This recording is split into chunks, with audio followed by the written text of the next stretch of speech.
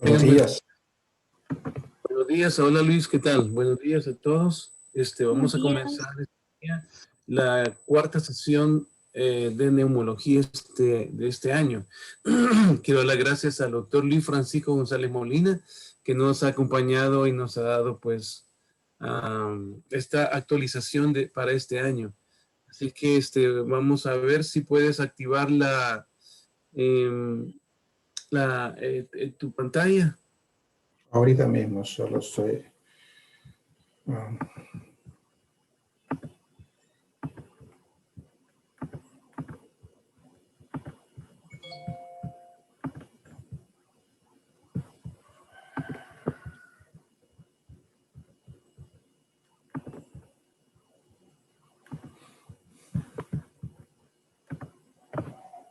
Ok, buenos días.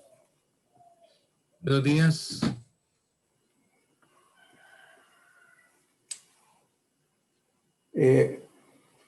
La vez anterior realizamos este algoritmo para hacer el diagnóstico de asma y vamos a intentar ahora establecer solo algunas pautas para la clasificación, que es importante, y luego comenzamos con la parte de tratamiento de asma. Quizás dos cosas que preguntaron y que es importante que tengamos claro es la prueba de broncodilatación.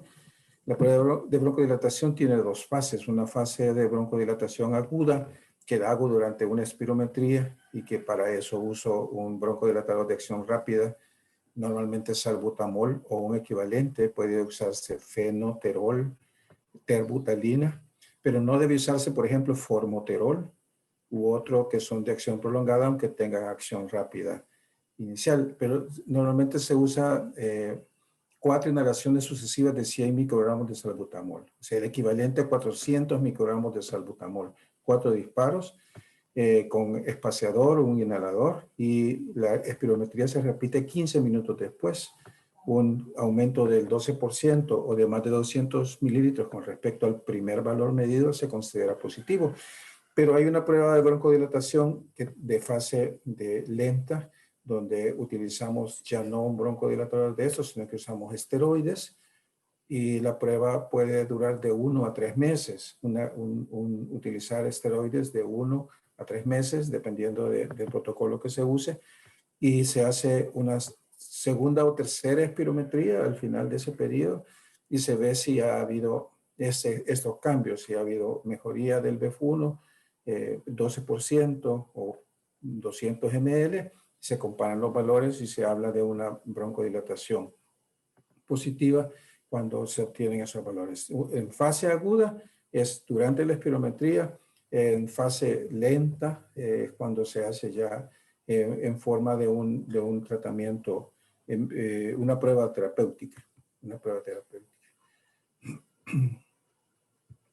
Y el otro concepto es el de la variabilidad excesiva o fluctuación excesiva, que es una de las recomendaciones que da el algoritmo para usar en los pacientes que tienen espirometría normal con broncodilatación negativa y que podemos seguirlos con PEF en su casa, en su domicilio, para ver cómo varía el pico flujo, y ese pico flujo se ve durante unas 2 semanas, y si hay una variabilidad mayor del 20%, así se diagnostica asma. Quizás es importante revisar las fórmulas que se usan para esto. Para reversibilidad, esto normalmente lo hace automáticamente el espirómetro y no aplicamos tanto esta fórmula, pero prácticamente es conocer el BF1 pre y post broncodilatación. La diferencia entre el post y el pre se divide en el pre broncodilatador, se multiplica por 100, entonces tenemos el porcentaje de cambio. Un porcentaje de cambio. Puede ser mayor de 200 ml o mayor de 12%. Es restarle al post-BD el pre-broncodilatador, dividirlo entre el pre-broncodilatador y multiplicado por 100. Esta operación la hace automáticamente el espirómetro sin mayor problema. Ahora, si queremos ver la variabilidad del pico flujo, entonces ahí sí utilizamos esta fórmula. Se hace por lo menos 2 semanas usándolo en la mañana y en la tarde, el pico flujo, y de eso buscamos el pico flujo máximo que ha tenido el paciente durante esa semana y le restamos el pico flujo mínimo que haya tenido igual en ese tiempo. Se divide entre el máximo y se multiplica por 100. Esa es la diferencia entre el esperado y se multiplica por 100. Eso nos da la variabilidad. Si es más de 20% de variación en el pico flujo en un registro de 2 semanas, entonces hablamos de la posibilidad de asma, correlaciones con asma. El otro marcador que vimos es un marcador biológico, que es la fracción exhalada de óxido nítrico, que aún no lo tenemos en el país, pero ya hay posibilidad de tenerlo pronto. Y es una medida que es no invasiva de la inflamación del fenotipo alérgico T2 y está relacionada en parte con la inflamación eosinofílica, aunque la fracción exhalada de óxido nítrico, el feno, y los eosinófilos son parte de la cascada inflamatoria T2, son 2 vías los que lo regulan. O sea, que por conocer que alguien tiene eosinofilia, puedo predecir que su fracción exhalada de óxido nítrico feno va a estar elevada. El procedimiento para determinar es estándar y actualmente se establece el punto de corte en 40 partes por billón. 40 partes por billón de feno en los adultos que no están tomando glucocorticoides se considera el punto de corte para hablar de inflamación excesiva, una producción excesiva. Alcanza mayor sensibilidad y especificidad en el diagnóstico de asma en los pacientes que no fuman y que no están utilizando esteroides inhalados, especialmente si se asocia a un valor espirométrico con un B1 reducido. Es la mayor sensibilidad y especificidad.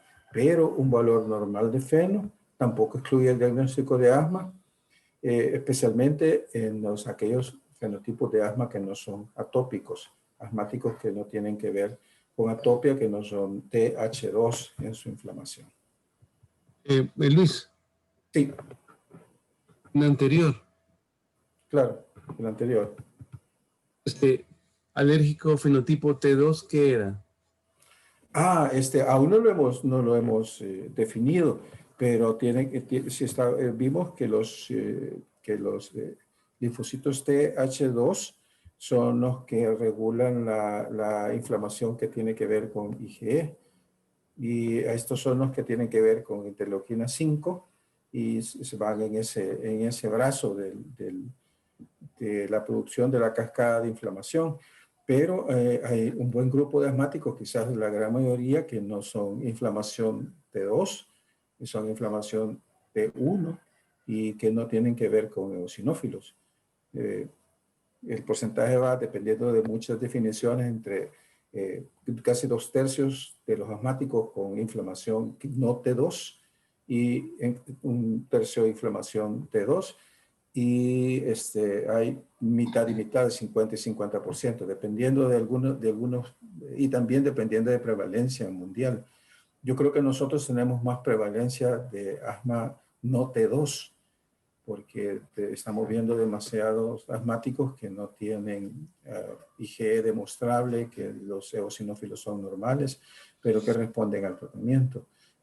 Tenemos probablemente mucha más inflamación T2, pero el feno ayuda a ver la inflamación en los que son T2. Por eso, en el algoritmo diagnóstico que vimos, el feno, la fracción expirada de óxido nítrico, se tomaba bien abajo en el algoritmo, o cual también en el que tiene espirometría normal. Y este es uno de los parámetros que ayuda al diagnóstico de asma. Pero igual decimos que un feno normal no excluye el diagnóstico de asma. Y tiene que ver con eso. Dime. O sea que ahí ponerse a inspirar al paciente óxido nítrico marcado, ¿verdad? No, Entonces, no, hay un medidor de la fracción exhalada de oxígeno que ya está regulado, que tiene sus filtros. Si el paciente exhala en ese medidor, de hecho, tiene para cierta cantidad de medidas nada más. Es como un alcoholímetro o como un medidor ajá. de exhalaciones. No necesito marcar al paciente, sino que el paciente exhala y del aire exhalado se puede medir varios. Realmente hay varios biomarcadores que se pueden medir en el aire exhalado. Vapor de agua y fracción exhalada de óxido nítrico son quizás los dos biomarcadores que más se están utilizando, tanto en asma como en EPOC, pero simplemente es un medidor que tiene sus estándares para eso, y el paciente exhala, hace una maniobra de expiración forzada en el medidor y ahí nos da la fracción exhalada de óxido nítrico. Entonces, si el paciente tiene asma, le queda dentro poco, o sea, saca poco óxido nítrico. No, está sacando bastante óxido nítrico, tiene mucha inflamación y está produciendo más, que al medirlo nos da más de 40 partes por billón.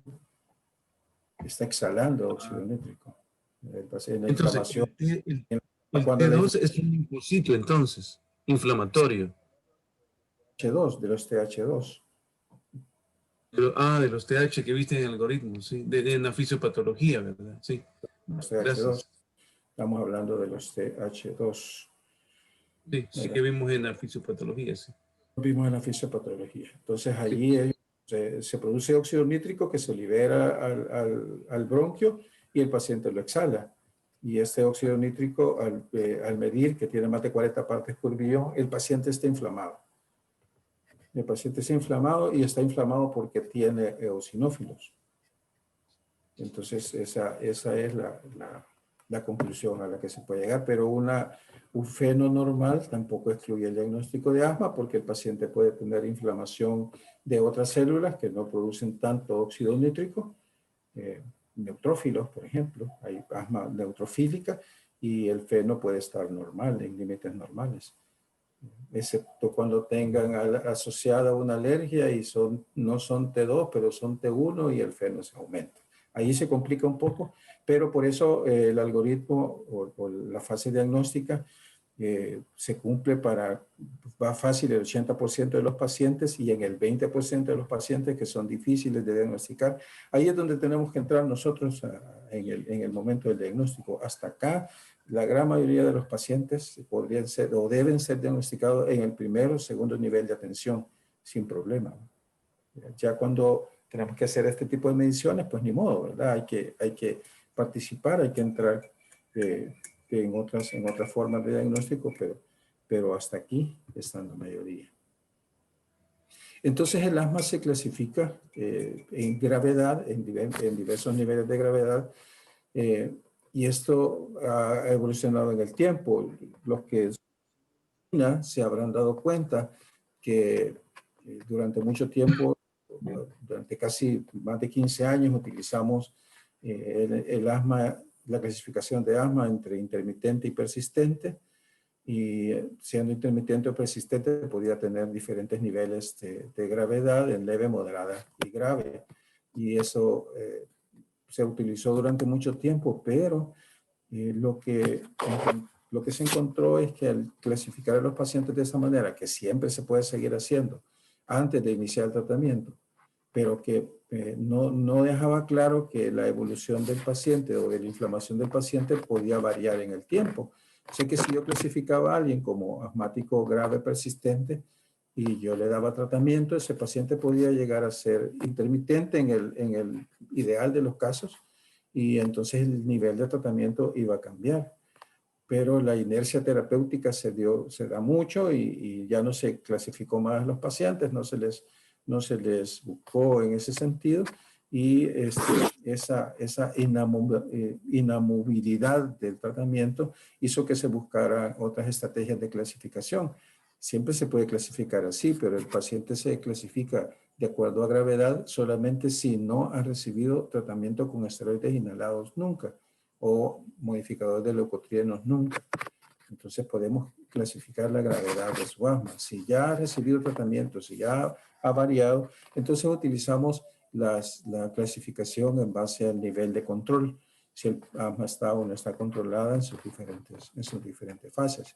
Y esto refleja las anomalías fisiopatológicas.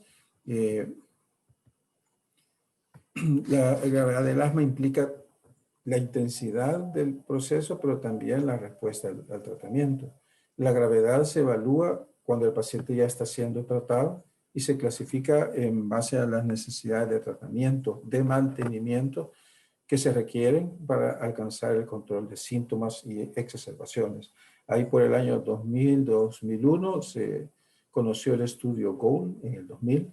El estudio GOLD era obtener el control óptimo del paciente asmático. Ahí se desarrollaron los términos de control de asma, utilizando los objetivos de tratamiento de Gina, y se logró ver en ese estudio que el 80% de los pacientes lograban controlarse con el tratamiento usual de esteroides inhalados, mantenido durante un año por lo menos.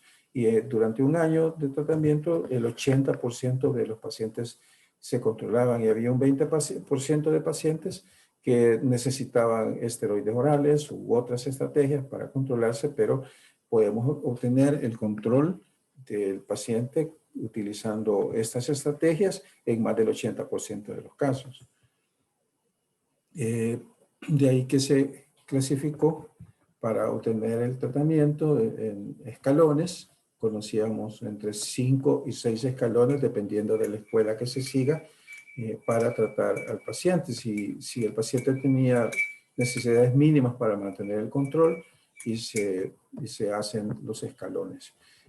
Esto, si ustedes siguen el tratamiento de asma y las guías terapéuticas, se van a dar cuenta que varía mucho en el tiempo.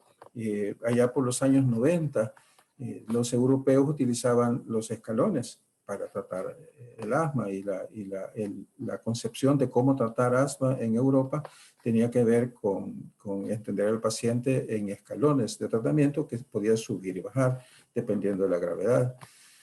En China, quizás el problema que pasó fue que los estadounidenses siempre han tenido algunos pasos atrás en ese sentido. Por alguna razón costó mucho que entrara salbutamol o los medicamentos inhalados en general a los Estados Unidos. Entonces las guías estadounidenses eran bastante más conservadoras en ese sentido, y en el ponerse de acuerdo fue que se creó los escalones Gina basados en intermitente y persistente. Pero eso fue lo que causó esa aparente rigidez del paciente en el tiempo y en el tratamiento. Digamos que esta forma de clasificar asma en leve, moderada, grave, y si es intermitente o persistente, nosotros ahora la vemos más en cuanto a los escalones de tratamiento que se utilizan para llegar ahí. Esta característica del asma no es constante, varía a lo largo del tiempo, varía en el transcurso aún de meses o aún de años, y la mayoría de los pacientes asmáticos van a estar en los escalones 1 y 2 en formas leves o intermitentes, la gran mayoría. Bendito sea Dios por eso. Quizás nosotros tenemos que ver más con los pacientes que están en asma moderada grave, que son los escalones del 3 al 6. Entonces, la mayoría de los pacientes se van a poder tratar en los escalones 1 y 2 del tratamiento, tomando en cuenta algunos aspectos de su fenotipo que vamos a tratar de ver. Entonces, lograr el control con el tratamiento adecuado es una forma dinámica.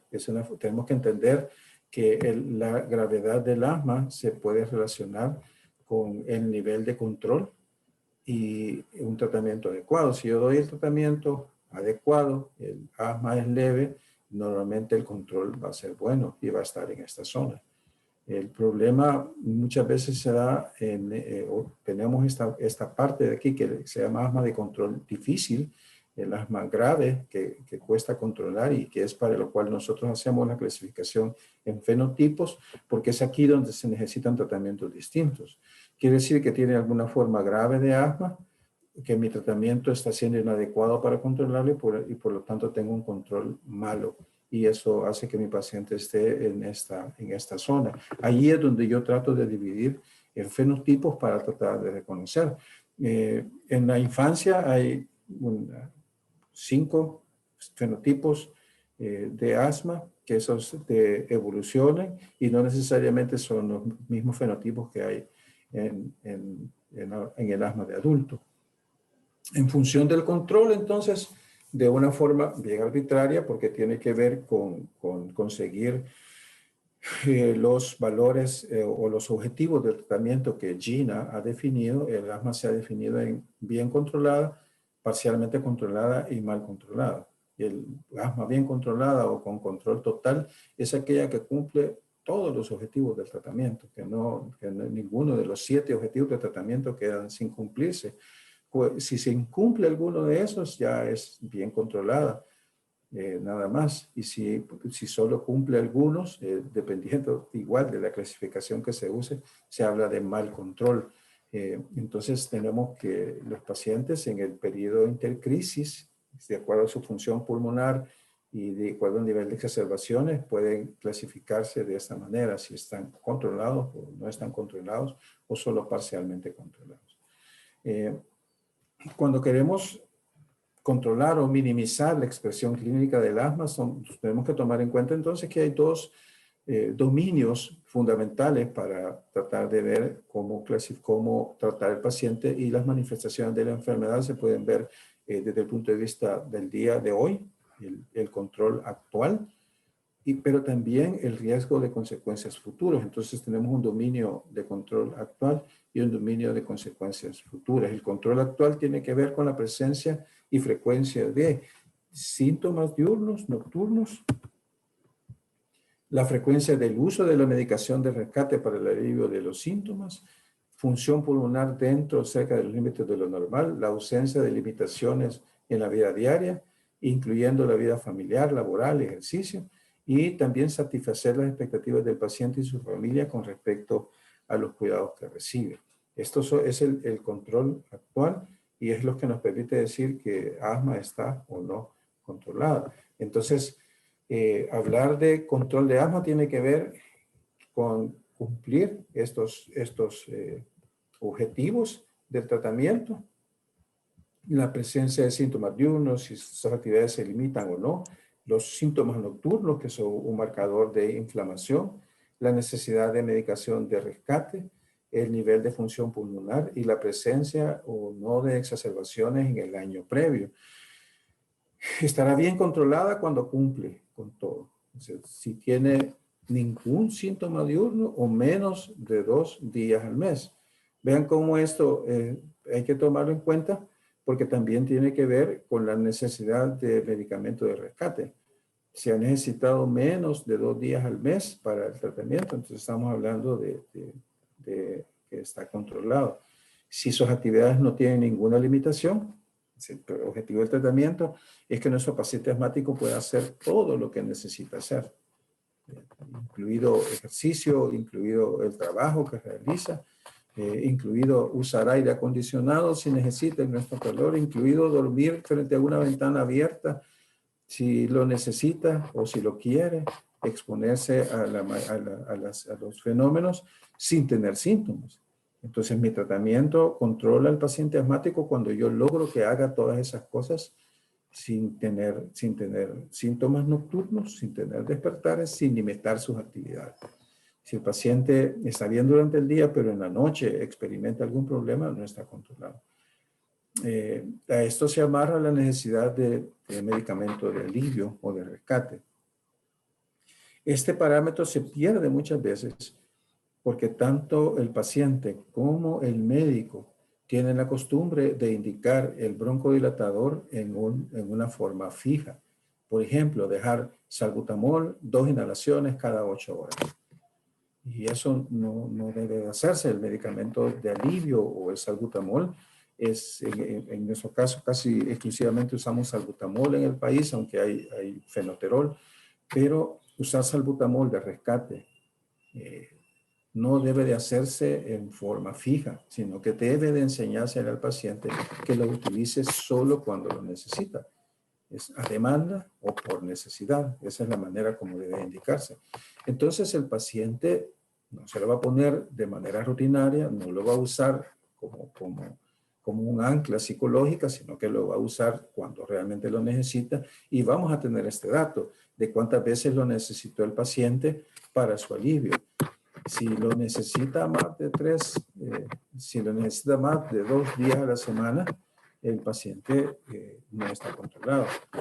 Pero si yo le doy que el paciente lo use cada 8 horas, aunque se sienta bien, no voy a conocer ese dato. Entonces tengo que enseñarle eso. Tiene que no haberlo necesitado ninguna vez, de acuerdo a los síntomas que tiene, o máximo 2 días al mes para establecer el nivel de control. Luego la función pulmonar debe de estar más del 80% del valor teórico o un CT-score de menos 1.64 y el pico flujo mayor del 80% del mejor valor personal. Y no debe haber tenido ninguna exacerbación. Hay un fenotipo de asma que cumple todas estas, pero tiene exacerbaciones con frecuencia y entonces ese no está controlado.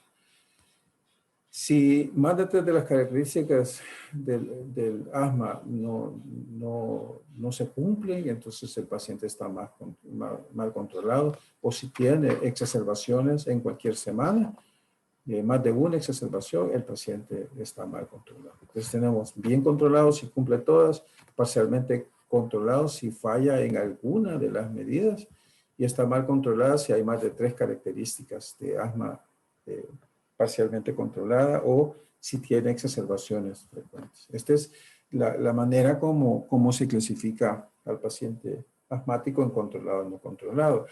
Esta es quizás una de las cosas que a veces cuesta un poquito más, pero si yo doy consulta a un paciente asmático, tengo que preguntarle todas esas cosas.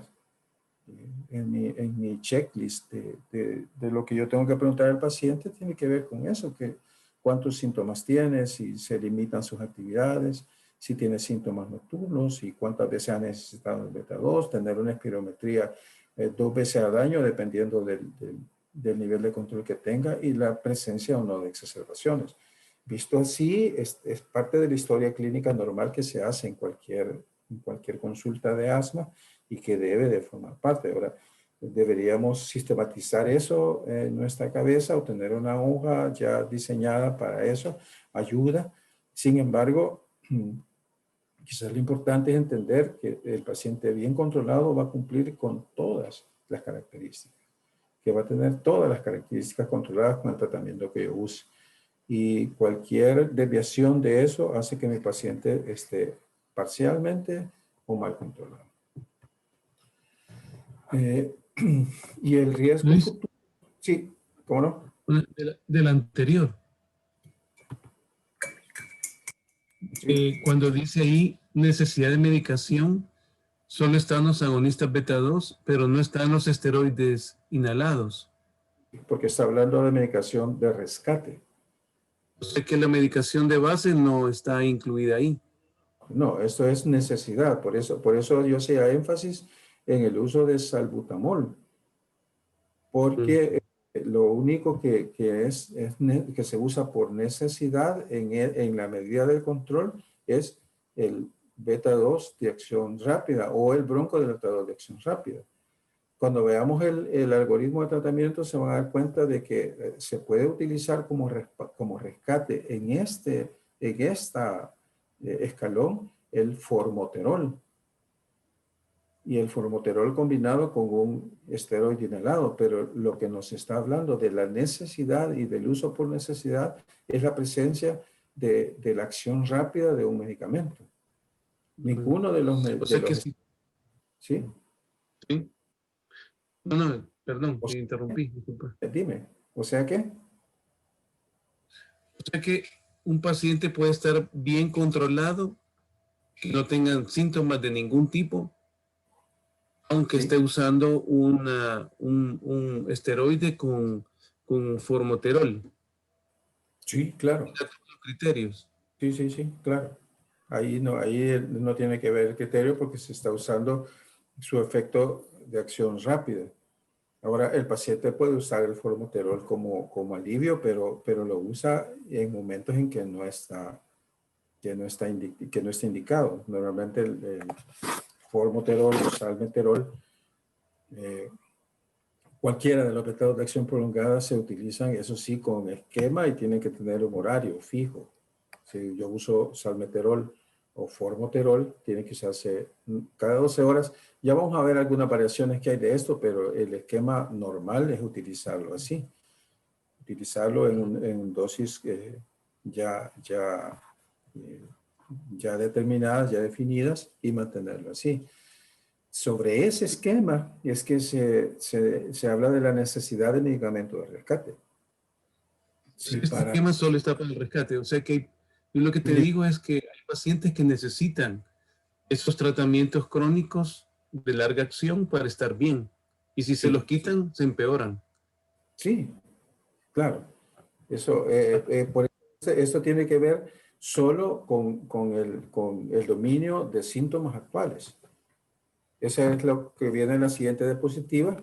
El control actual está definido por esto que acabamos de ver.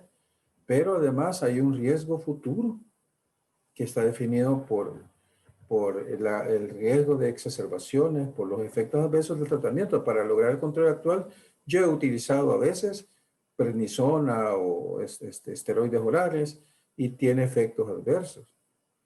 Y eso hace que mi riesgo de complicaciones en el futuro o de causarle problemas a mi paciente en el riesgo futuro esté presente. El paciente le puede provocar que levadura en sus cataratas, que se descontrole de su diabetes, que tenga osteoporosis, pero si está usando lo que necesita para obtener el control actual, es un paciente que tiene alto nivel de riesgos en el futuro.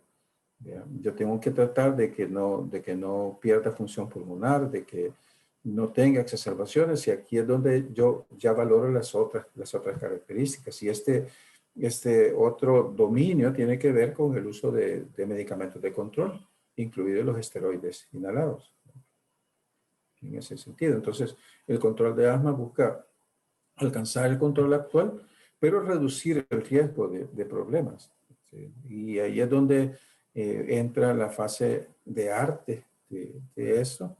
Por supuesto, conociendo los medicamentos, cómo utilizarlos para que mi paciente no se empeore en mis narices, que yo pienso que lo estoy controlando y realmente no lo estoy controlando, que estoy logrando alguna forma de control, pero estoy aumentando su riesgo futuro de problema. Entonces es unir las dos cosas. El control tiene que ver con medicación de alivio, tiene que ver básicamente con esta parte del medicamento, del uso del medicamento de alivio. Pero este control de síntomas, de actividad, todo eso normalmente lo logramos con el medicamento de control y esa es una diferencia importante. Para alivio, salbutamol, medicamentos de acción corta. Para control de esto utilizamos los otros y esos igual nos controlan normalmente. Debiéramos de lograr evitar que el paciente tenga riesgos en el futuro de su asma.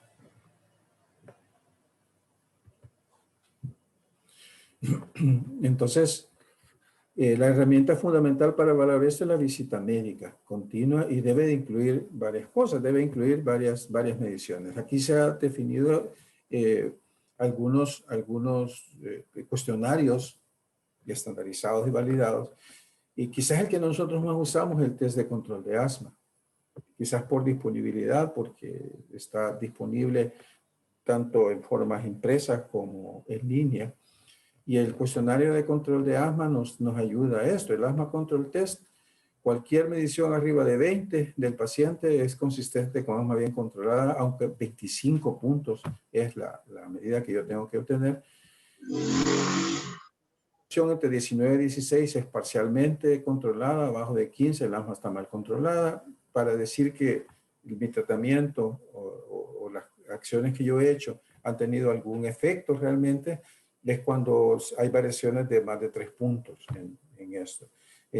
A los pacientes les ayuda mucho tener una meta cuando llegar y que tienen 19 o que tienen 17 y ven que en el paso del tiempo ellos van logrando 30 puntos y algunos, perdón, 25 puntos y algunos de ellos 24, y tratar de lograr ese puntito extra para lograr ese, realmente motiva a muchos pacientes. A otros pacientes les da igual, pero nosotros tenemos esa herramienta que podemos utilizar en la historia, durante la historia clínica.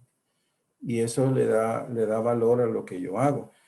Muchas veces, y yo sé que los que dan consulta en el Sistema Nacional de Salud o en el Seguro Social, a veces quizás lo que uno es la limitación de tiempo. Cuando el paciente tiene que participar, además si es mujer y tiene que participar en programas de fertilidad o que tengo que llenar hojas de esto, y si es hipertenso y tengo que llenar un montón de hojas, eso hace que a veces sea difícil incorporar este tipo de estrategias en una consulta de 15 minutos. Pero si yo conozco a mis pacientes asmáticos y sé que el problema que tienen, el establecer el asma control test, en la mayoría de ellos nos ayuda. En los pacientes educados, en los pacientes que tienen un nivel de comprensión de su enfermedad, estos test no son tan importantes. Es más importante una espirometría, es más importante la función pulmonar. Pero en el común de los pacientes quizás sí necesitamos usar un test de estos para poderlos llevar y para involucrarlos en su tratamiento. Los factores que se asocian al riesgo de sufrir exacerbaciones incluyen la presencia de síntomas no controlados, sobre todo los síntomas nocturnos y el antecedente de exacerbaciones graves, y pueden incrementar dicho riesgo aún en ausencia de estos dos. Este es el asma control test, así se ve, pero ustedes pueden fácilmente en línea entrar y tienen un test de control de asma como este.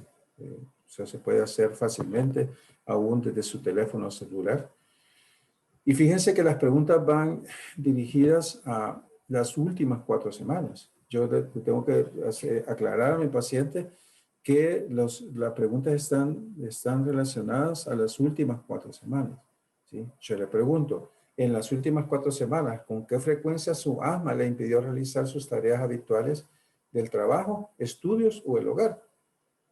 Las tareas habituales. Y si eso fue dificultado o impedido de alguna manera por el asma. Entonces tengo varias características donde yo puedo tener. Si yo digo nunca, pocas veces, algunas veces, casi siempre o siempre. Vamos a marcar nunca, buscando que nuestro paciente estuviera controlado completamente. Pero puedo poner siempre y el paciente que no estuviera totalmente controlado. Entonces me abre la siguiente pregunta y vamos a ponerlo como alguien que está muy mal. Durante las últimas 4 semanas, ¿con qué frecuencia sintió falta de aire?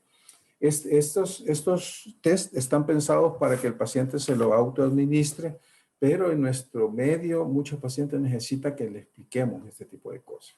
Entonces, ¿con qué frecuencia se sintió cansado? ¿Con qué frecuencia sintió que le faltaba el aire? ¿Sintió ahogo?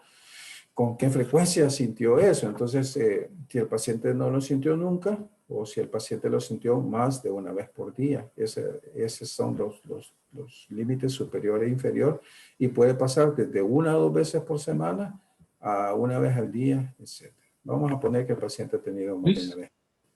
Sí. ¿Y se puede usar un paciente de los que estamos acá? Si hay alguien que tiene asma, claro, claro que sí. Y solo sería uno. Sí, hagamos uno. Sí. Bueno, poneme a mí, pues. Porque, Bueno, es cierto, te podemos usar.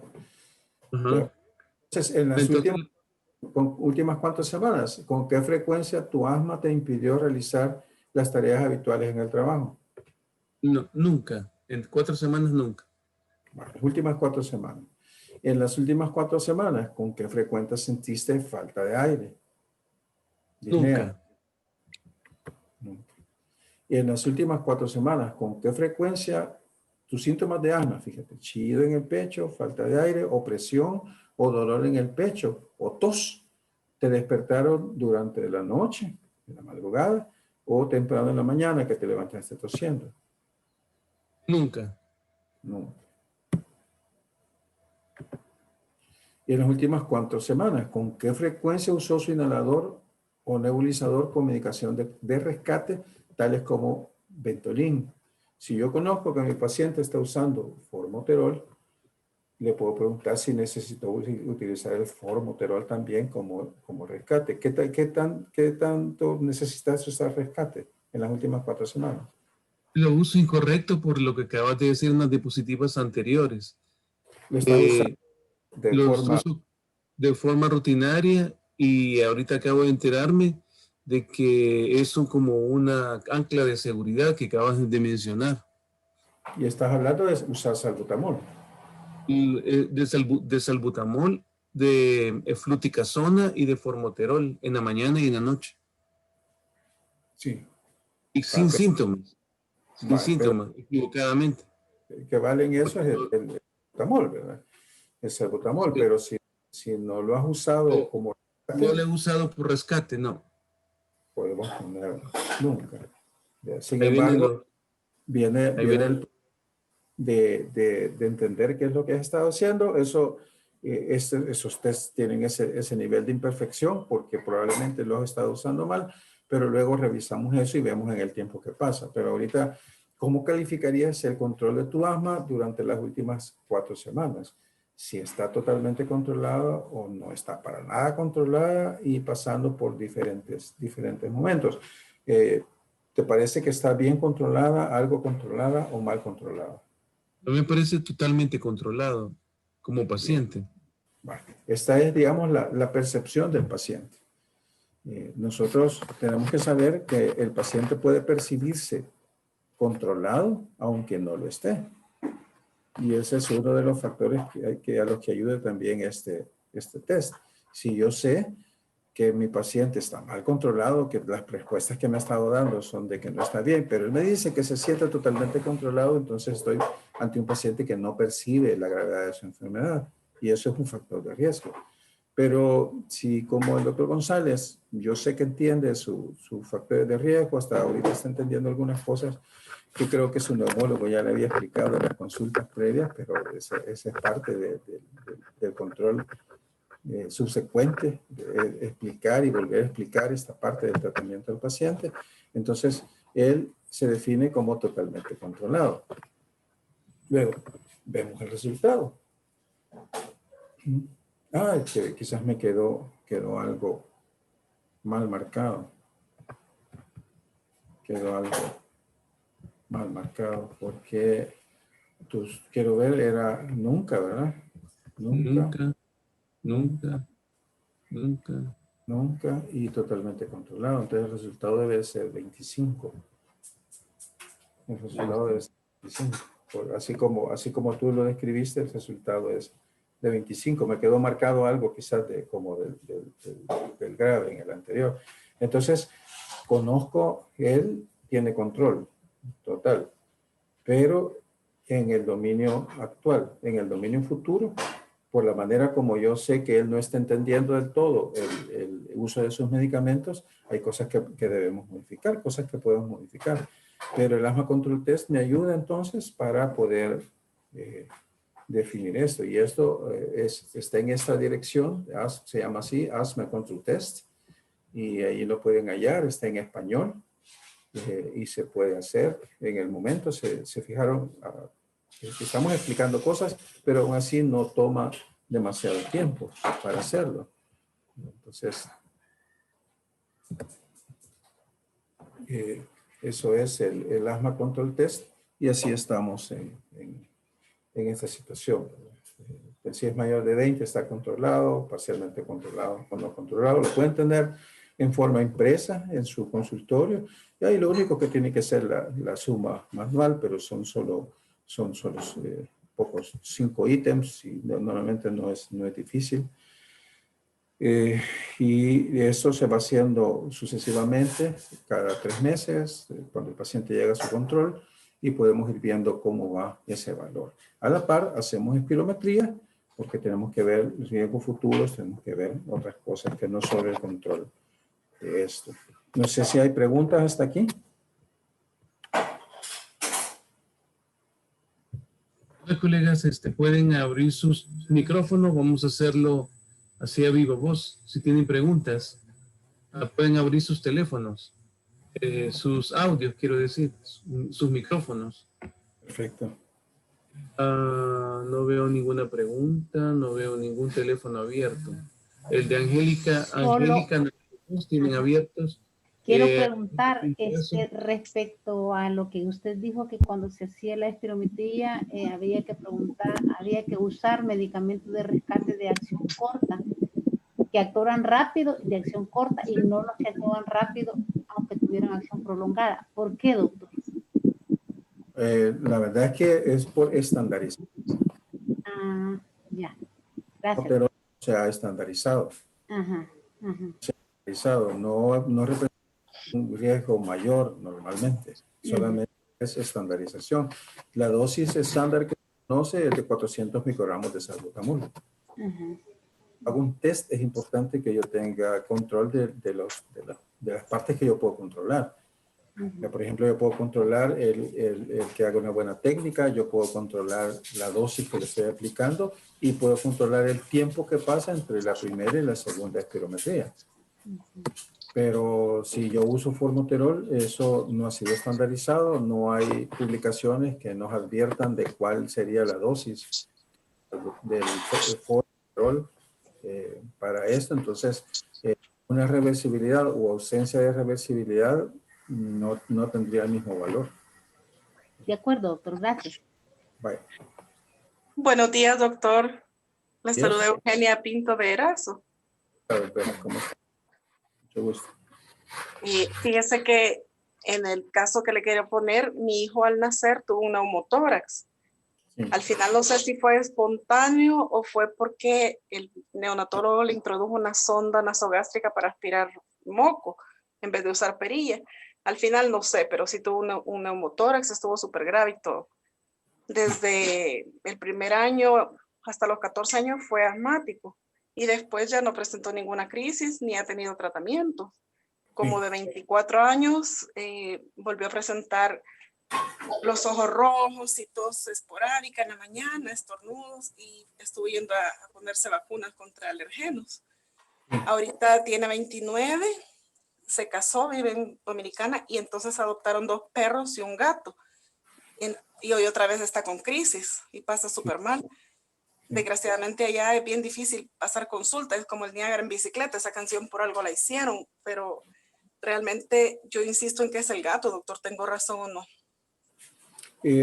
Para saber si tiene razón o no, tendría que hacerle pruebas. Otra vez, el mapeo de alergenos. De hecho, ese es el problema de la inmunoterapia. Si yo hago una inmunoterapia muy temprano o antes de los 6 años, 10 a 15 años, el efecto de control de los síntomas por la inmunoterapia. Y se va a perder, se va perdiendo. Normalmente 10, 15 años, 20 años después, nosotros vemos los pacientes que han recibido inmunoterapia que ha sido efectiva y que después tienen problemas. Pero lo que pasa también es que el paciente se sensibiliza a otros alergenos. En el tiempo se pone en contacto con nuevas cosas o con algunos que tienen reacción cruzada y pueden desarrollar síntomas por a otras cosas. Entonces lo que tiene que hacer es hacerse pruebas y hacerse específicamente pruebas para ver si el perro o el gato que son responsables, porque puede ser cualquiera de los dos. Pero ahí viene la situación, que una terapia efectiva, si usted ha descubierto, por ejemplo, descubre que es el gato o el perro y pone distancia con la fuente, no solo es el utilizar la inmunoterapia, sino alejar la causa del problema, y eso es bien difícil porque yo sé el cariño que se le toma a los animalitos. Sí. Es más fácil que su hijo salga de la casa que salga el gato o el perro, ¿verdad? Entonces es bien difícil eso, pero por lo menos saberlo les ayuda a tomar algunas acciones o a entender que van a tener síntomas de manera persistente a pesar de lo que se... Es así, de que si tenían alguna esperanza de librarse del tratamiento, pues van a necesitar tratamiento constantemente. Eso pasa, pero sí puede ser. De hecho, es la historia, una de las historias más clásicas del asma TH2, que tienen síntomas en la infancia, desaparecen los síntomas entre los 7 y los 12 años, normalmente 14 años es bien tardío. Yo hubiera esperado que hubiera permanecido con síntomas persistentes, pero si le desaparecieron, perfecto. Pero luego viene un periodo de luna de miel que termina en algún momento de la vida, y que tiene que ver con circunstancias diferentes que hace que los síntomas vuelvan a comenzar. Y al volver a comenzar los síntomas hay que tener algunas estrategias para controlar al paciente, dependiendo de qué tan fácil es los esteroides inhalados. ¿Está con tratamiento su hijo? No, doctora, ahorita no. Fíjese que ayer fue a pasar consulta y habían pasado como 4 horas y nunca le tocaba su turno, entonces se fue. Ya no tuvo paciencia, pero espero que el lunes vuelva otra vez. Ojalá, ¿verdad? Y es bien difícil, fíjese. El sistema de salud allá es terrible. Yo sé. Pero bueno. Hay un ruido de fondo ahí bien fuerte. Y no soy yo, doctor. Cordero, Lupe Cordero Fuentes tiene el teléfono abierto. ¿Tiene alguna pregunta, doctora? No. Vale, muy bien. ¿Alguna pregunta de algún otro colega que quiera comentar algo? Pregunta no, pero sí darle las gracias al doctor González por su excelente ponencia. Hemos aprendido muchas cosas que creíamos que manejábamos y no manejamos, ¿vea? Y qué bonito este esfuerzo que usted tiene, doctor, de podernos poner al día, porque realmente como la medicina es cambiante y como dice el doctor, vea, a veces uno tiene conceptos fijos y hay muchas cosas que van variando en el tiempo y de acuerdo a lo que se va conociendo de la enfermedad. Y pues le agradezco mucho al doctor Francisco por su esfuerzo, ¿verdad? Y mucho gusto, Angélica. Le doy un abrazo. Yo creo que usted se acuerda de mí, ¿va? Ana, por supuesto. Vaya, pues doctor, un gusto. Gracias, No, oye. sí. Bueno, con Angélica fuimos compañeros porque ella es de la primera promoción de la Universidad Evangélica. Es del grupo del doctor. Del doctor Celarie, de la doctora Margarita Villalobos. Sí, cardiólogo. Del doctor Manuel Rivera. Manuel Rivera, sí. Bueno, Ana María Costa. Quiero hacer una pregunta, doctor González. Perdón, también al doctor Francisco González. Sí. Yo soy asmática, soy Rosa María López. El hecho es que me estaban controlando en oncología una colega médico y me trataba pues en crisis como usted ha manifestado. Sí. Beta 2 de acción corta, rápida, y terminé, gracias a Dios, pues utilizando ya bien controlada con el salmeterol, maveclometasona, el Ceretide, que tiene el instituto de momento.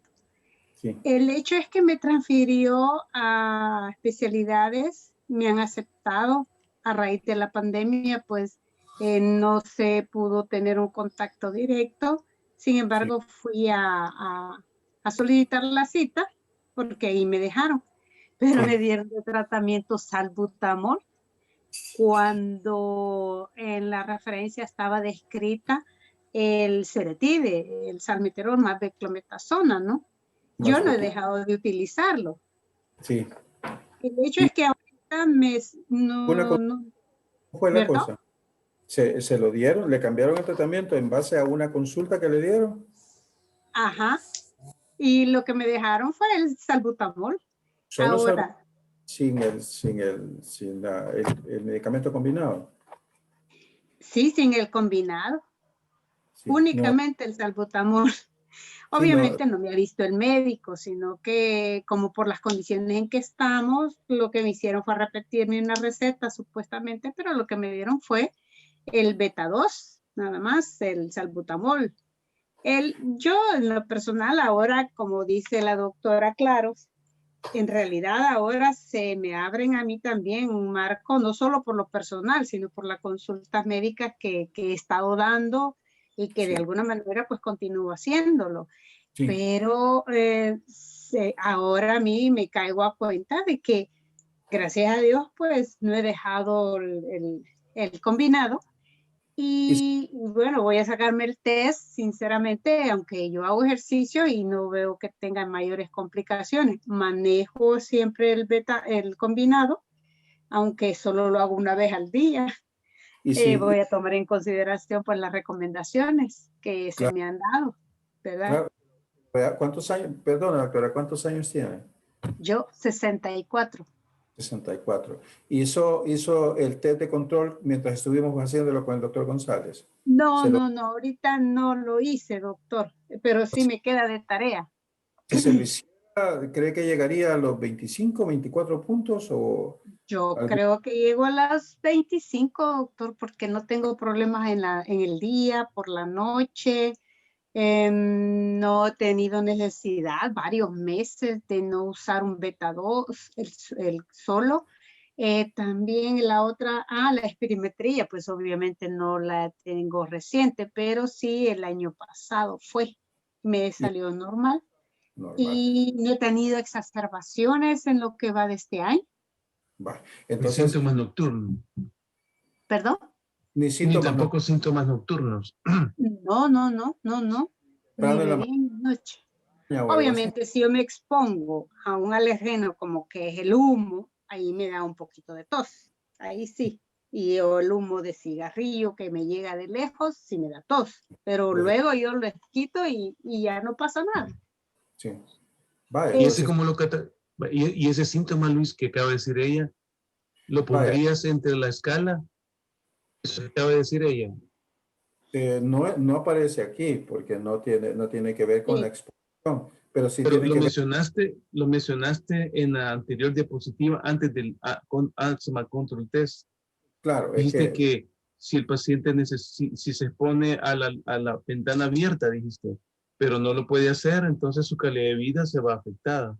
Sí, sí, ese tipo de preguntas hacen que yo tome acciones. Por ejemplo, ella, imaginemos que hubiera hecho el Asthma Control Test y le sale 25 y tiene una espirometría normal. Desde ese punto de vista, yo podría iniciar a desescalar el tratamiento que ella tiene. Quizás por eso la han pensado desescalarla, ¿verdad? Porque tiene... Yo quisiera... ella necesita el diagnóstico correcto, ¿verdad? Yo creo que ella tiene el diagnóstico hecho, recibió tratamiento y ahorita tiene Asthma Control Test, digamos 25, espirometría normal. Eso habla de que tiene buen control. Así es, eso es lo que yo pienso, que tengo un buen control. Lo que yo tengo que hacer es disminuir probablemente el tratamiento, pero ese es uno de los problemas que tenemos en el seguro, porque el salmeterol fluticasona que tenemos es solamente 250/50. Sí. Para bajar el escalón, yo debería tener una combinación que tuviera menos esteroides. Y bajar la dosis, por ejemplo, al de 150. Que hay una combinación como esa. Bajarlo y probar un año y ver cómo le va con esa dosis. Y luego la estrategia diferente la vamos a ver, puede ser solo con esteroides, pero yo creo que si tomaron la decisión de solo suspenderle el controlador así nada más, fue muy apresurado y eso no se hace de esa manera, sobre todo si ha tenido dosis medias de esteroides inhalados, estando en un escalón 3 de tratamiento, escalón 4-3. Entonces ahí es donde a veces nuestra medicina a distancia no está cumpliendo con los objetivos de lo que tenemos, ¿verdad? Claro. Pero doctora, le queda mi número, o no sé Luis si les puedes compartir mi número, porque sí. En el seguro yo puedo tratar de ayudarle de manera que establezcamos mejor. Y a mí me sirve de retroalimentación también, porque de alguna manera yo tengo que ver con lo que, digamos, la consulta externa tiene su propio coordinador, pero el coordinador de la consulta externa depende de mí técnicamente, entonces yo tengo que establecer ese tipo de cosas.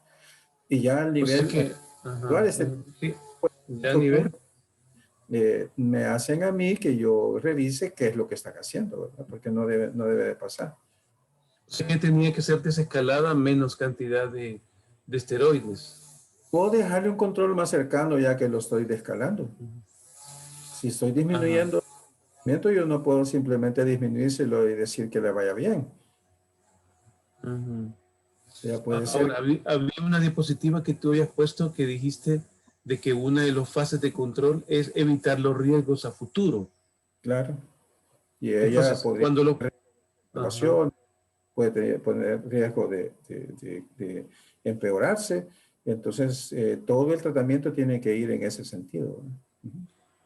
Entonces, el caso de la doctora, ¿verdad? Que estaba con una dosis intermedia de fluticasona. Ella tiene ya más de un mes de estar controlada. ¿Cómo se puede, cuál es el riesgo que tiene ella de disfunción pulmonar, infecciones pulmonares? Esa tablita que pusiste, que el medicamento que está usando y a largo plazo pueda ponerle a riesgo de alteración de su función pulmonar. El uso inadecuado o pobre uso de ellos, no el uso del medicamento. O sea, el riesgo futuro no significa que porque yo estoy usando los medicamentos me va a pasar esto, sino porque mi fenotipo hace que yo pueda tener eso, o porque no estoy usando bien el medicamento voy a tener esto. Los efectos adversos del tratamiento sí se refiere al uso del medicamento, pero yo puedo tener una función pulmonar reducida porque no estoy usando adecuadamente el medicamento. Puede tener exacerbaciones porque no estoy con la dosis adecuada o con la técnica adecuada. Entonces, ese riesgo futuro se define por eso. En ella, digamos, el control actual se ha obtenido. Esta parte del control actual se ha obtenido. Esta es la parte que no lo sé y que tenemos que ver en el tiempo. Pues a lo mejor... Pero entonces, en el caso de ella, ella tiene está con asma control test de 25, pero está usando fluticasona y salmeterol, dosis intermedias. ¿Cuál es la correcta paso después de un mes de ese control? ¿Esperar hasta que pase un año? No, bueno, lo normal es 3 meses. Yo tengo que tener 3 meses mínimo de control para y tiene que ver con el seguimiento que yo le he dado a mi paciente. Si mi paciente llega desde al asma control test de 25, desde 12 o desde 17, y dependiendo qué eran los ítems que me hacían que el paciente tuviera tan bajo control test, pero en un mes ya controlado, sería mala cosa suspender el tratamiento en ese momento. Yo espero 3 meses y veo cómo le va. Y a los 3 meses mínimo, yo puedo intentar disminuir a la dosis mínima necesaria. Como ya tenía 250 de fluticasona en combinación, yo puedo bajar a 100 de fluticasona en combinación. Yo, doctora López. Ok, sí. Entonces, le llamaría por teléfono, doctora, a efectos de ver qué recomendación me hace, entonces. Pero como... Yo le voy a enviar su contacto, doctora, le voy a enviar el contacto del doctor para que se puedan poner en contacto, sí. Justo. Muchas gracias, doctor González, a ambos. Bendecido día. Hasta luego. ¿Cómo vamos con el tiempo? Tenemos, ya terminamos. ¿Tenías algo más que comentarnos? Sí, no comenzamos ni con el tratamiento, caramba. Vaya. No, yo pensé que habíamos terminado la parte positiva, pero tenemos hasta las 8:30, ya sin preguntas. Hemos hablado de los fenotipos, pero no los hemos clasificado, no los hemos visto. Me salté varias partes que es donde todo lo que me salté era puntualizaciones de todo lo que hablamos del diagnóstico. Y luego vemos los fenotipos de asma. El asma del adulto se puede clasificar en varias situaciones que tienen que ver, por ejemplo, con la edad de comienzo, el nivel de gravedad, de control, la predisposición a las exacerbaciones, la resistencia al uso de los esteroides, la de obstrucción crónica del flujo aéreo, o sea, un asma con obstrucción remodelada, y hay otros fenotipos que se han propuesto recientemente. De acuerdo a la edad de comienzo, el inicio de menos de 12 años tiene más probabilidad de etiología alérgica, como el hijo de la doctora, ¿verdad? Que es más probable que sea T2, y tiene una evolución funcional mejor, responden bien al tratamiento normalmente y funcionalmente les va bien. Edad comienzo precoz. Si de edad puede ser en asma grave, de acuerdo a la función, todo eso, asma grave, y aquí es donde nosotros hacemos más esfuerzo de hacer el fenotipo del paciente en el asma de difícil control, etc. Si hay una predisposición a las exacerbaciones, normalmente tiene que ver, por ejemplo, como lo que contaba la doctora, que al exponerse al humo de tabaco, o tener rinosinusitis crónica, obesidad, intolerancia, disfunciones, nos llevan a un inadecuado control del asma. Ese es uno de los problemas. Y aquí está que se llama el asma con exacerbación casi fatal, con pobre control del asma, sin cumplimiento de la medicación y escaso uso de esteroides inhalados. Es un fenotipo que tiene que ver mucho con la conducta del paciente.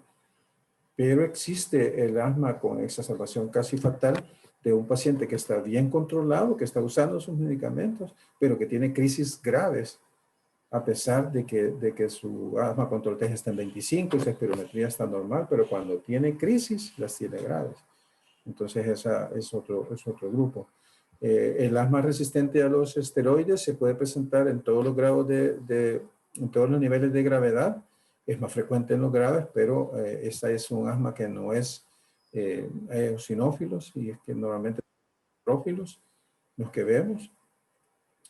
La inflamación por neutrófilos no se ve influenciada por los esteroides de la misma manera. Entonces ahí tenemos problemas con esto, y hay algunas estrategias que se usan.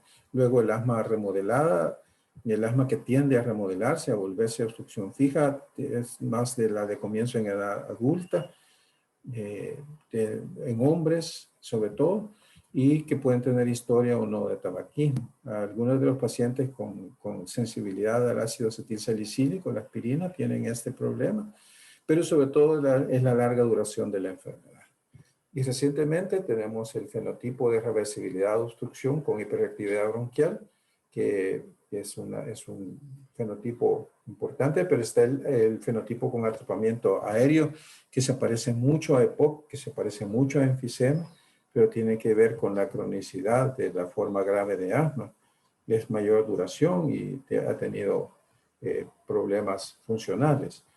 Y luego el asma relacionada con la obesidad, que normalmente tiene un peor control de la enfermedad y más síntomas y todo es más grave. Entonces, estas consideraciones fenotípicas se hacen sobre todo en los pacientes que están en el asma de difícil control, en aquella esquinita que les mostré en el esquema, donde el asma de difícil control pues, nos obliga a tratar de hacer el fenotipo de nuestros pacientes. En el asma grave, entonces, tenemos los fenotipos importantes que son T2 y los no T2. Los T2, la forma alérgica, fíjense, esto es asma grave, no estamos hablando del común de los asmáticos. Esto ya es algo para especialistas, esto es algo para verlo con mucho cuidado. Pero aquel paciente que es alérgico, T2, que tiene síntomas alérgicos y biomarcadores de inflamación alérgica específica, estos utilizamos glucocorticoides orales, podemos usar omalizumab, que es un anti-IgE, anti-interleuquina 5, el mepolizumab, resilizumab, relizumab, y todos esos anticuerpos monoclonales que se pueden utilizar. Ahora, hay un asma eosinofílica que no es alérgica, o sea, eosinofílica no alérgica. Y esta se asocia, como aquella pregunta que hicieron de la poliposis nasal, se asocia a este tipo de problemas y puede ser córtico dependiente, que es muy diferente a la resistencia a los esteroides. El córtico dependiente es aquel paciente que yo no le puedo bajar la dosis de esteroides porque se descontrola. Y el resistente o insensible a esteroides es aquel que yo subo la dosis de esteroides hasta las dosis máximas y aún así no tengo el control completo. Pero en este grupo de pacientes tenemos bien frecuentemente estas asociaciones.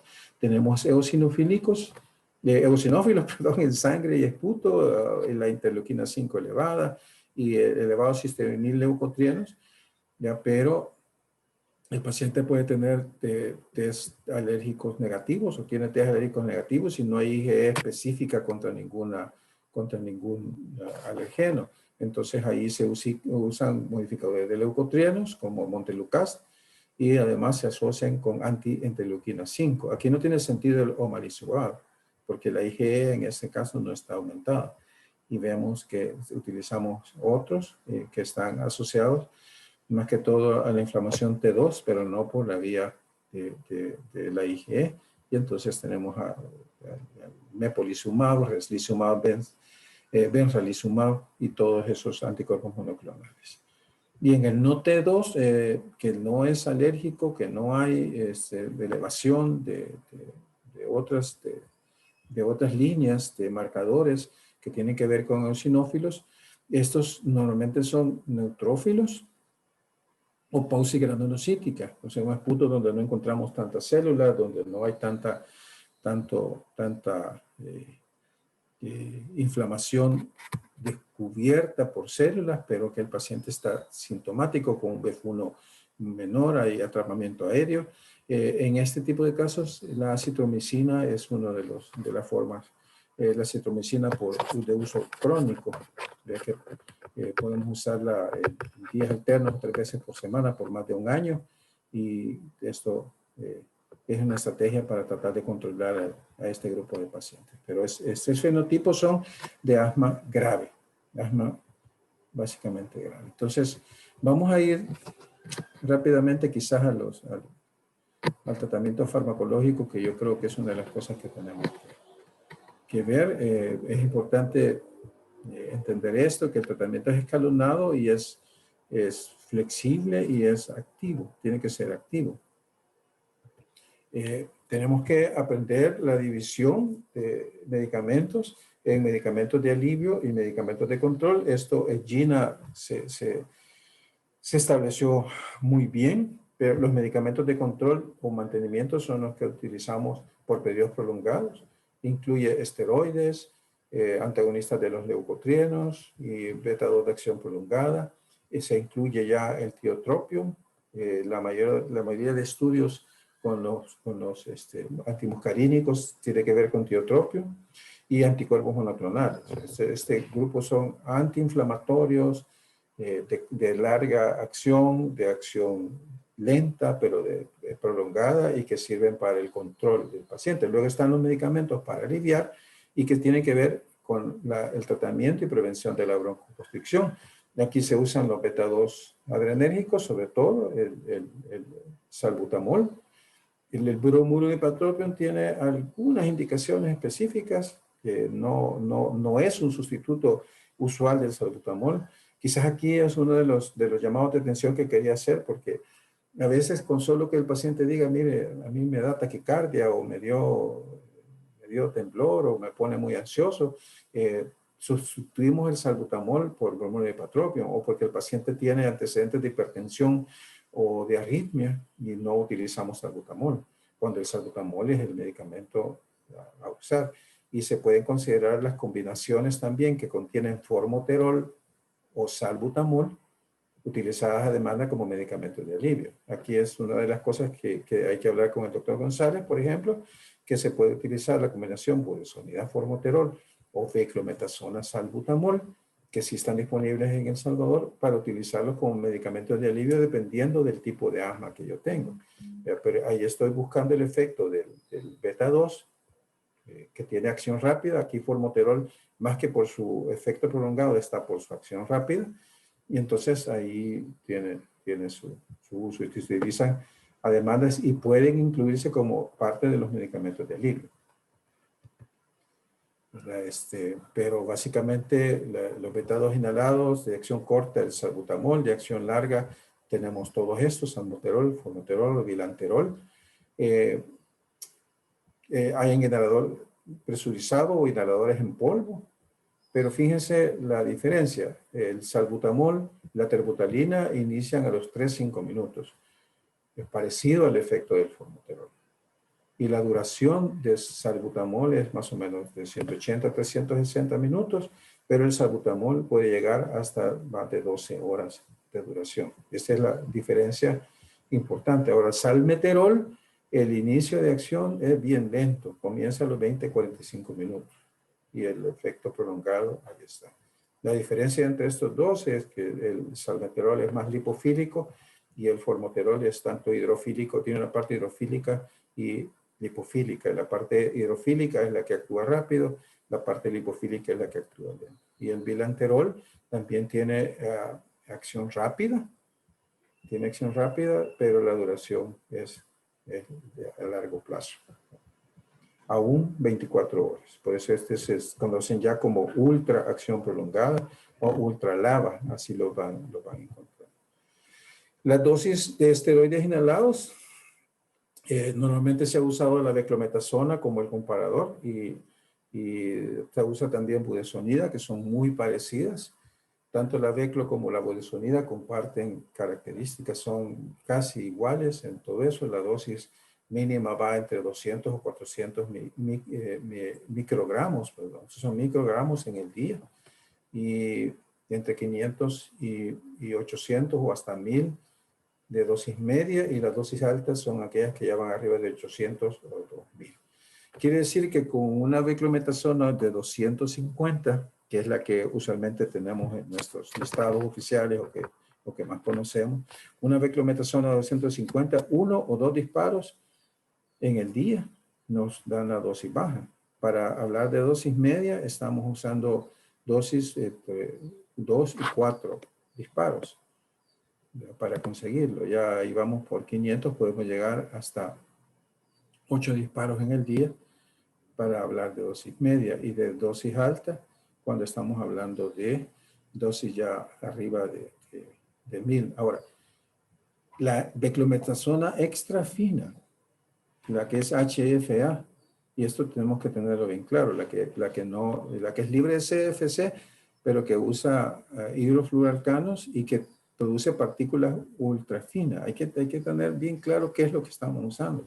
Como esta logra mayor deposición pulmonar, aún dosis menores se consiguen, con menos aplicaciones, nosotros conseguimos dosis mayores, porque estas tienen mayor deposición pulmonar. Quiere decir que la dosis baja de beclometasona anda por 200 y la dosis media anda por 200 a 400.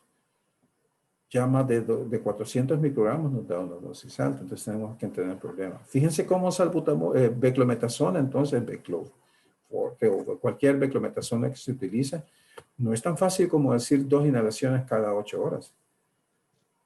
Si estamos usando de 500 microgramos, estamos usando 1500 microgramos en 2 inhalaciones cada 8 horas y lo estamos pues poniendo al paciente a dosis altas.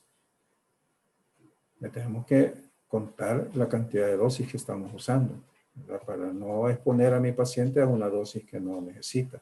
Y es importante saberlo. Con budesonida igual, la cantidad de dosis en el día depende de lo que yo quiera lograr. Con fluticasona igual, de fluticasona, las fluticasonas solas normalmente son de 125 microgramos, quiere decir que con 2 disparos diarios yo consigo dosis baja, con 4 disparos diarios estoy en dosis media, y si le dejo 2 disparos cada 8 horas estoy en dosis alta. Bien fácil con eso.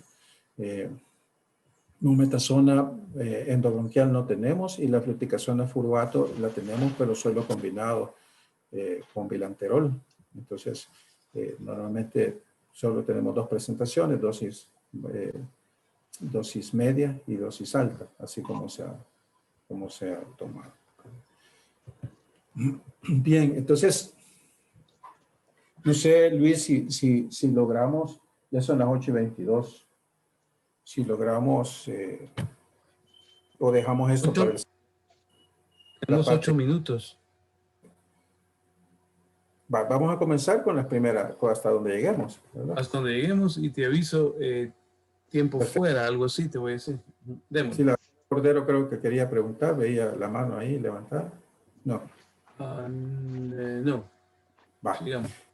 Entonces, fíjense, los escalones terapéuticos se definen en esas tres dimensiones y tiene que ver con el nivel del tratamiento de mantenimiento y en la parte que está en agua vamos a ver el medicamento de elección, el que tenemos que elegir. Ese es lo que se debe usar en ese escalón específico. Y en la parte en amarillo vamos a poner el medicamento que se utiliza a demanda, que es aquello que el paciente, en esta parte el paciente manda. En estas dos partes mandamos nosotros. O sea, aquí al paciente hay que enseñarle que utilice su medicamento como él lo requiere y ahí normalmente mandamos nosotros. O sea, hay otras opciones que se pueden ofrecer, van a estar en esta fase. Y el grado o los escalones terapéuticos nunca son fijos, hay que entenderlos como algo que puede bajar o subir, que lo vamos a ir manejando en ese sentido. No que yo tenga al paciente en un escalón, va a estar fijo en esa posición. Y el escalón 1 se aplica a la mayoría de los pacientes y va a ser fijo en la mayoría de los pacientes, va cambiando en algunas cosas, pero aquí básicamente es lo que tenemos y vamos a llamarles SABA. Y son antagonistas beta-adrenérgicos de acción corta. Los SABA o el SABA por excelencia que utilizamos es el salbutamol. Y el salbutamol usado a demanda se utiliza en el paciente que está en el escalón 1 o también se puede usar la combinación de formoterol con un glucocorticoide, puede ser budesonida o beclometasona y salbutamol con un esteroide. Normalmente es beclometasona. Pero hay algunas preparaciones con budesonida y con mometasona más salbutamol. Pero aquí en el país solo tenemos beclometasona, salbutamol y tenemos budesonida, formoterol. Esas son las combinaciones que tenemos que se pueden usar en el escalón 1 a demanda. Aquí hay una controversia porque Gina, por ejemplo, ya no considera el uso solo de SABA, porque entendemos que en el escalón 1 el paciente de todas maneras tiene inflamación y hay que tratar la inflamación. ¿Ya? Pero lo que ha hecho GEMA o las guías europeas es extender esta parte para un escalón 2, que lo vamos a ver más adelante. Pero digamos, si entendemos al paciente en el escalón 1, el paciente que está con un control bastante bueno y que puede utilizar solo SABA o la combinación a control. Además, tiene que recibir educación, de todo, educación, control ambiental, tratamiento de su rinitis y otras comorbilidades. Y esto va a ser común en todos los escalones. Ahora, el escalón 2 para los europeos y escalón 1 para China es así. Lo que utiliza son glucocorticoides a dosis bajas. Recordemos la tableta que vimos y estamos hablando de hasta 400 microgramos de budesonida, hasta 500 microgramos de beclometasona. Es lo usual a dosis bajas. O utilizar fluticasona 200 microgramos. Esa es la dosis que debe ser aquí. ¿Qué les voy a recomendar yo? Conozcan por lo menos un medicamento bien. No se compliquen en la mayor cantidad de marcas o conozcan un medicamento bien. Por ejemplo, si ustedes se acostumbran a usar budesonida, conózcanla muy bien. Si se acostumbran a usar beclometasona, conózcanla muy bien. De manera que puedan jugar entre estos escalones con seguridad para su paciente. Si usan fluticasona, el que usen, conózcanlo muy bien. Tengan abierto para otras opciones porque a veces tiene que ver con el dispositivo que el paciente usa, con ese tipo de cosas, pero lo importante acá es reconocer la dosis que mi paciente necesita. Entonces, si yo me prendo uno por lo menos bien con todos sus detalles y lo puedo utilizar de manera segura. Porque, por ejemplo, aquí entran ya otras opciones que son los modificadores de leucotrienos que se pueden considerar para algunos pacientes que no quieren o no pueden utilizar esteroides inhalados, pero normalmente es porque no quieren. Y entonces aquí utilizamos modificadores de leucotrienos como Montelukast, Safirlukast, Tranlukast, Xileuton, cualquiera de esos. Aquí en el país solo tenemos Montelukast y eso se puede utilizar. Es una opción de control. Igual el medicamento de rescate o demanda va a ser salbutamol o SABA o la combinación que contenga formoterol o salbutamol, pero fíjense, sin tratamiento de mantenimiento, solo usados a demanda. Entonces el escalón 1 de GINA es este, que utilizado solo a demanda, sin tener un glucocorticoide de acción de dosis baja. O sea, aquí utilizamos, por ejemplo, la combinación formoterol budesonida o salbutamol beclometasona, sin tener una dosis fija, dosis baja. Entonces, estos dos escalones son para los pacientes asmáticos con buen control, bien controlados, una forma leve, una forma intermitente, que pueden responder a eso. En el escalón 3, nosotros ya vemos glucocorticoides a dosis baja más LABA. Aquí vemos esta combinación. Se usa esta combinación en lugar de solo subir la dosis de esteroide a la dosis media. Si de dosis baja nosotros pasáramos a dosis media, estamos cumpliendo esto. Estas dos alternativas son equivalentes.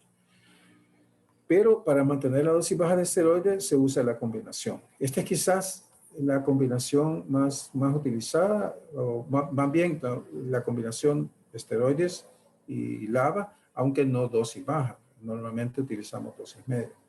Y esta aquí quizás vale la pena pensar en la dosis media de esteroides, porque a veces cuesta conseguir esta combinación, pero una de las opciones para la doctora podría ser pasar a dosis media de glucocorticoides a dosis media.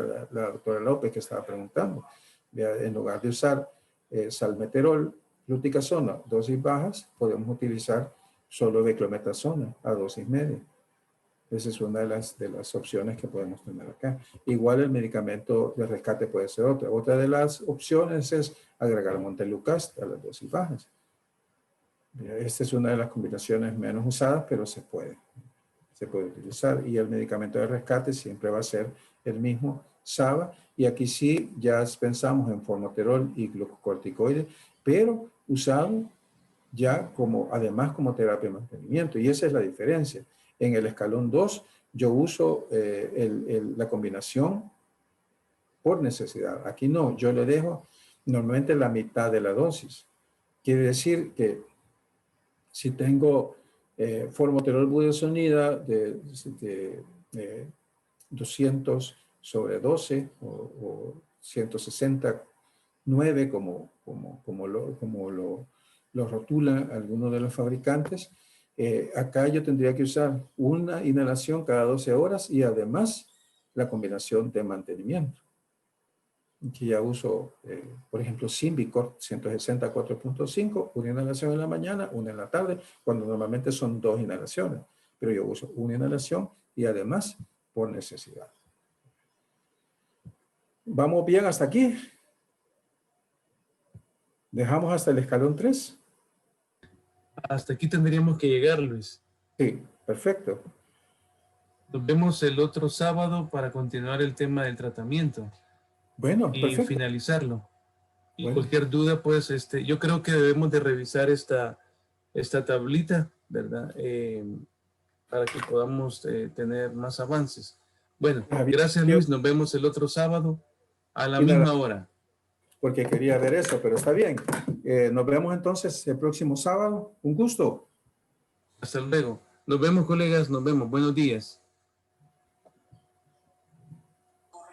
Buenos días. Muchas gracias.